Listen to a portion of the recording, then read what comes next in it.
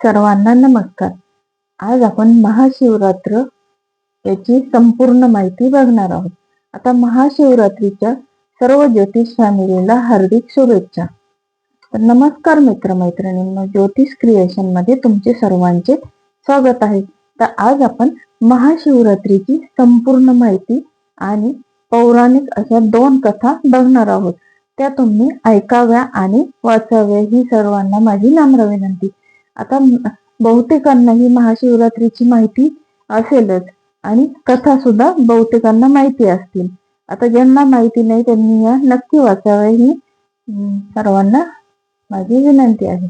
आता महाशिवरात्रीचा हा हिंदू धर्मातील एक अतिशय महत्वाचा आणि पवित्र सण आहे.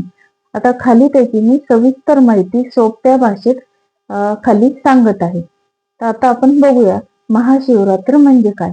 आता महाशिवरात्री म्हणजे भगवान शिवांचा महान रात्र उत्सव आहे. हा सण फाल्गुन महिन्यातील कृष्ण पक्षातील चतुर्दशी या दिवशी साजरा केला जातो. म्हणजे फेब्रुवारी किंवा मार्च या दरम्यान हा सण साजरा केला जातो. आता महाशिवरात्रीचे धार्मिक महत्व आणि महाशिवरात्रीतील खालील महत्व. आता महाशिवरात्रीला खालील कारणांमुळे विशेष महत्व आले आहे. आता भगवान शिवांचा विवाह, या दिवशी भगवान शिव आणि माता पार्वती यांचा विवाह झालेला आहे असे मानले जाते. आता शिव तत्वाची जागृती, हा दिवस आत्मचिंतन, ध्यान आणि साधनेसाठी अत्यंत योग्य मानला जातो. आता हलाहल विषाचे प्राशन, समुद्र मंथनाच्या वेळी निघालेले विष म्हणजे हलाहल, शिवांनी प्राशन करून सृष्टीचे रक्षण केले. त्यावेळी त्यामुळे त्यांना नीलकंठ असे म्हणतात. आता शिवलिंग पूजेचे आपण महत्व पाहणार आहोत. आता या दिवशी म्हणजेच महाशिवरात्रीच्या दिवशी शिवलिंगाची पूजा केल्यास मनोकामना पूर्ण होतात असे मानले जाते.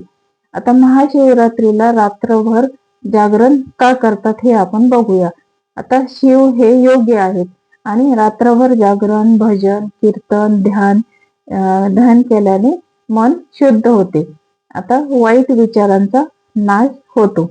आता आत्मिक उन्नती साधते. महाशिवरात्रीची पूजा उन्नती साधते. आता आपण बघूया महाशिवरात्री या सणाची पूजा कशी करतात.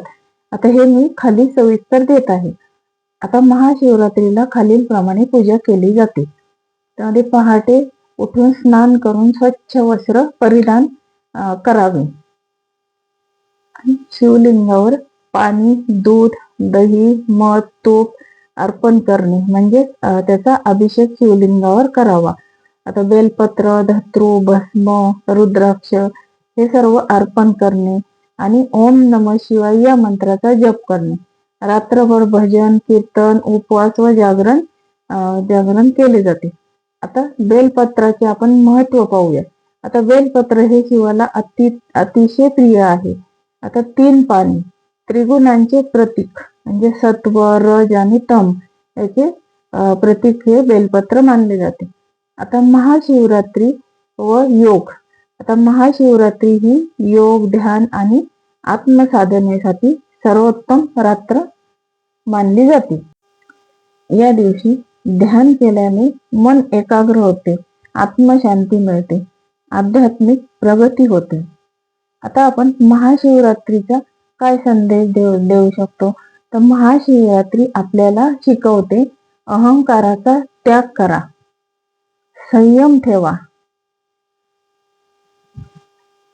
सत्य, तपस्या आणि करुणा अंगी बाळगा, अंतर्मुख होऊन आत्मज्ञान प्राप्त करा. हर हर महादेव.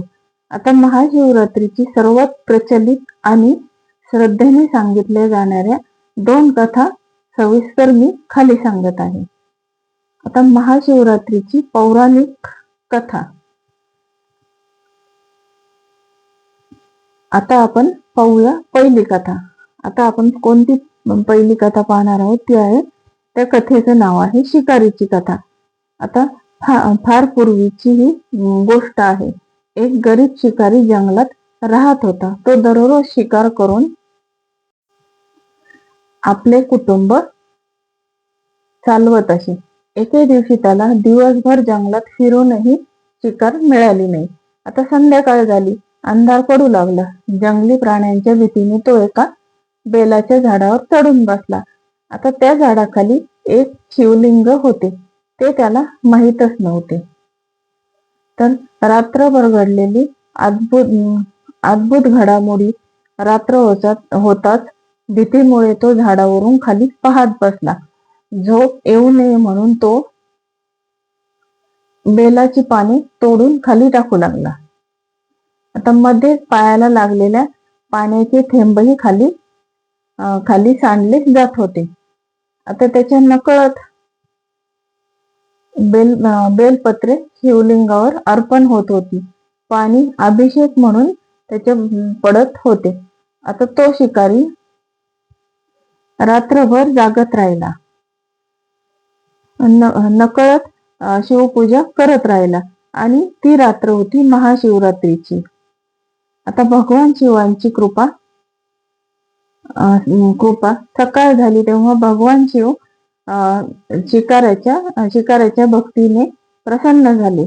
त्याला दर्शन देऊन म्हणाले, तू नकळत का होईना पण श्रद्धेने आणि जागरणाने माझी पूजा केली, त्यामुळे तुझे सर्व पाप हे नष्ट झाले.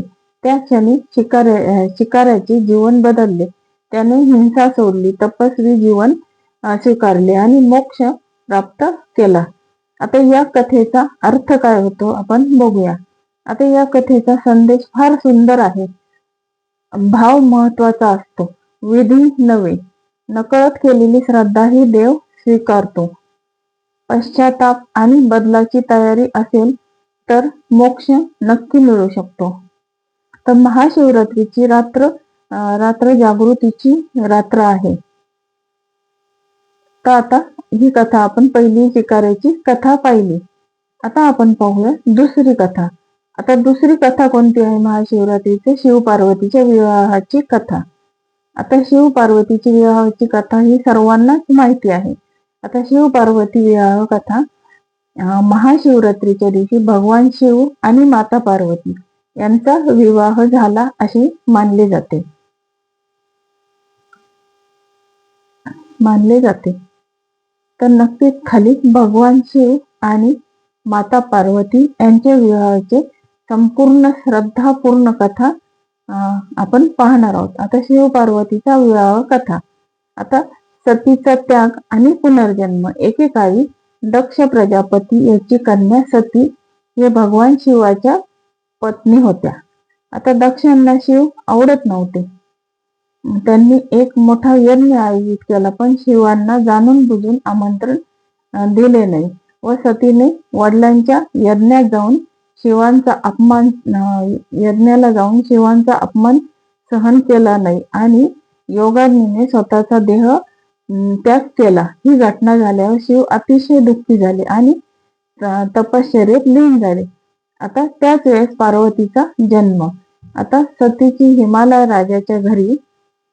हिमालय राजाच्या घरी पार्वती म्हणून जन्म घेतला.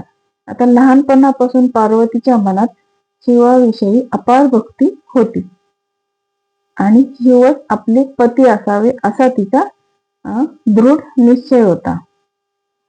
तर पार्वतीची कठोर तपश्चर्या आणि शिव तपस्येत लीन असल्यामुळे विवाहास तयार नव्हते आणि त्यांना प्राप्त करण्यासाठी पार्वतीने कठोर व्रत केले, अन्न पाणी त्यागले, अनेक वर्ष ध्यान आणि तपश्चर्या केली. तिच्या तपश्चर्येने संपूर्ण देवगणही अचंबित झाले. आता कामदेवाचा भस्मासूर. आता या वेळेस कामदेवाचा भस्मासूर. आता तारकासूर नावाच्या असुराचा वध शिवपुत्राशिवाय शक्य नव्हता. आता देवांनी शिवाचे ध्यान भंग करण्यासाठी कामदेवाला पाठवले आणि कामदेवाने बाण सोडताच शिवांनी डोळे उघडले आणि तिसऱ्या नेत्राने कामदेवाला भस्मसात केले. तरीही शिवांचे मन पार्वतीकडे वळले नाही. आता शिवांची परीक्षा. आता शिवांनी पार्वतीची परीक्षा घेण्यासाठी एका वृद्ध ब्राह्मणाचे रूप घेतले आणि त्या ब्राह्मणाची शिवांची निंदा केली, पण पार्वती अडळ राहिली आणि भगवान शिवच माझे आराध्य आणि भावी पती आहेत हे पार्वतीच्या अढळ भक्तीने शिव तिच्यावर प्रसन्न झाले आणि शिव पार्वतीचा विवाह शेवटी भगवान शिव विवाहासाठी तयार झाले. आता महाशिवरात्रीच्या पवित्र दिवशी शिव पार्वतीचा विवाह संपन्न झाला. विवाहाचे पुरोहित हे ब्रह्मा होते. विष्णू कन्यादान करणारे आणि सर्व देव, ऋषीगण, भूतगण उपस्थित. हा विवाह वैराग्य आणि गृहस्थाश्रमाचा संगम होता. आता या कथेतून आपल्याला काय संदेश मिळतो? श्रद्धा आणि संयम यांना यश मिळते. तपश्चर्या आणि प्रेम यांचा विजय होतो. आता शिव पार्वती म्हणजे शक्ती आणि शिवाचा मिलन. आता स्त्री शक्तीची तपश्चर्या सर्वोच्च आहे. हर हर महादेव. तर बघा मित्रमैत्रिणींनो, व्हिडिओ तुम्हाला कसा वाटला? व्हिडिओ आवडला असेल तर लाईक, शेअर, सबस्क्राईब जरूर करा आणि आपल्या मित्रमैत्रिणींना हा व्हिडिओ शेअर करायला विसरू नका. धन्यवाद. आणि महाशिवरात्रीच्या माझ्या सर्व ज्योतिष फॅमिलीला हार्दिक शुभेच्छा.